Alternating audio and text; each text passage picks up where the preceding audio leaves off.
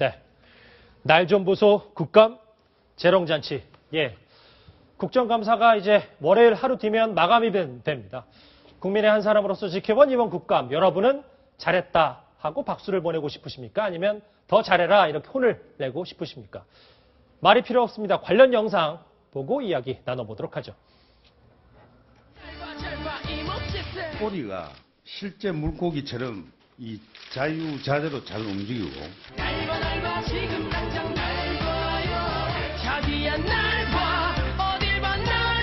제가 사진 촬영 한번 해볼까요? 자, 우리 장관이 한번 찍어봅니다.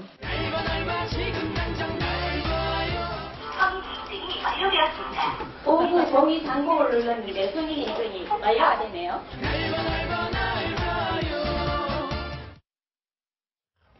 보셨죠? 보신 것처럼 유난히 이번 국감에는 소품이 많이 등장했습니다. 물론 백면이 불여일견이니까 속담에 아주 충실한 것처럼 잘 보여주긴 했는데 조수진 차장, 어쨌든 네. 이번 국감을 통해서 국회의원들이 많이 준비를 해오는 것 같긴 해요, 일단. 그렇죠. 일단은 카메라를 집중적으로 받을 수 있는 그런 것이 소품 등장인데 예. 저는 좀 아쉽습니다. 예. 왜냐면요. 가장 중요한 건 기본기입니다. 기본기. 예. 그러니까 소품보다는 어떤 정책적으로 송곳 질문을 해서 장관으로부터 또 어떤 그 책임 있는 정부 당국자로부터 어떤 그 해답을 받아내고 또 어떤 대안을 제시할 수 있는 그런 게 참 아쉽습니다. 원래부터 국정감사하면 이 초선 의원들이 스타가 되는 그 인재의 등용문으로 평가를 받았었어요. 그렇죠. 예. 1988년에 국정감사 제도가 재도입됐었는데 당시 환노위 3인방 노무현 전 대통령 그리고 지금 새누리당 이인재 최고위원 그리고 새정치민주연합의 이해찬 의원 등이 그 삼총사로 불릴 만큼 아주 그 정말 질의를 잘했었습니다. 그런데 갈수록 이런 어떤 그 스타 의원들은 찾아보기가 어렵고 정말 그 볼거리만 남게 됐습니다. 참 씁쓸한 소품 국감이기도 하고 또 이번 국감에도 어김없이 수많은 어록이 많이 남았습니다. 국감장에서 논란이 됐거나 주목받은 발언들 쭉 한번 살펴보시죠. 대한민국인은 누구더라도 70, 90이면은 그거 쉬셔야지 왜 일을 하시려듭니까? 우리가 위원장님하고 상대를 해서 이 푸시업도 더 많이 하고 정부의 입장을 충분히 개진할 수 있는 여건이 되지 않습니다. 정부의 입장을 충분히 설명해 줄 이유가 있습니다. 이 자리가 어떤 자리인데 그렇게 실실 쪼개고 웃고 있습니까? 실실 쪼개지 않았습니다. 참 봐도 웃긴 말들 많네요. 김조한 기자. 근데 물론 지금은 아니지만 뼈 있는 중간중간 핵심을 찌르는 전곡을 찌르는 말들도 있었지만 보셨던 것처럼 황당 발언도 있고 안 되면 말고식으로 이런 발언들도 많았어요. 네.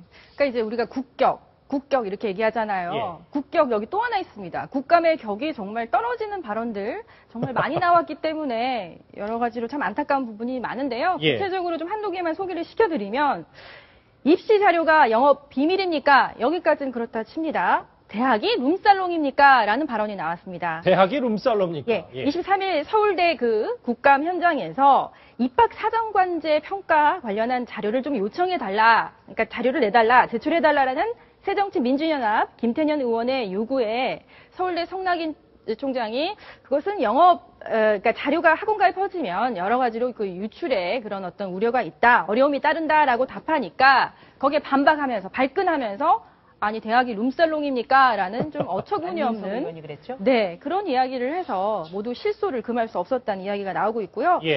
조금 이 뼈가 있다고 생각할 수도 있고 또 어떤 분들은 그렇지 않다고 생각할 수 있을 것 같은데 참 명랑이 여러 가지로 화제입니다. 올해 내내.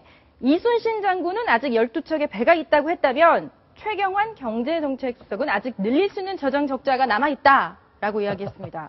이것은요, 새정치민주연합 박영선 의원이 17일 기재부에 대한 국감 현장에서 이제 그 최경환 경제부총리 겸 기획재정부 장관의 어떤 경제정책이죠. 초이노믹스에 대한 어떤 쓴소리를 뱉어내면서 또 명량에 비교하는 그런 일이 있었죠.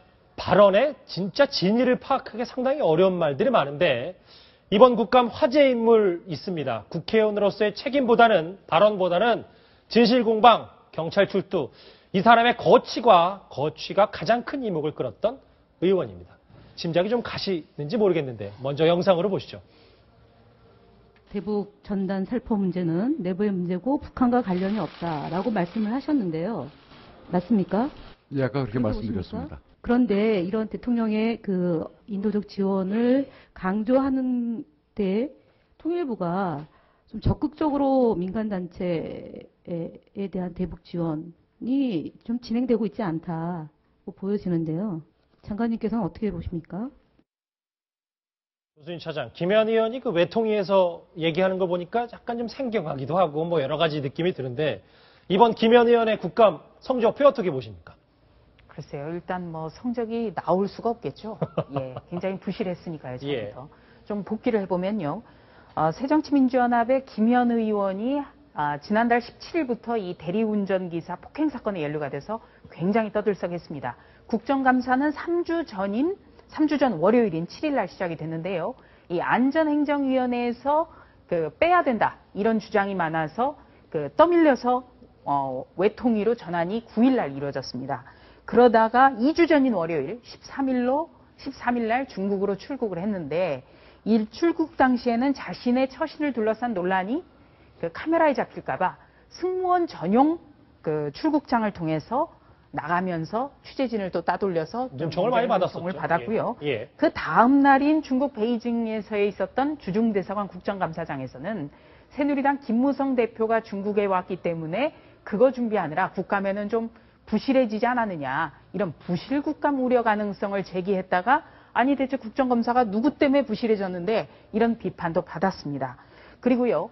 또 이분이 굉장히 좀 용기가 있는 것 같아요. 이 베이징에서 한마디를 한다든가 또는 어떤 행동을 하는가가 전부 전 국민 집중해서 보고 있는데 예, 국정감사 잠깐 하고 나서 그날 저녁에 대형 뮤지컬을 봤습니다. 근면왕조를 봐서 굉장히 또 무리를 일으켰습니다. 참 뭐 김현 의원 얘기까지 재롱 잔치로까지 비판받고 있는 국정감사 얘기 해봤습니다.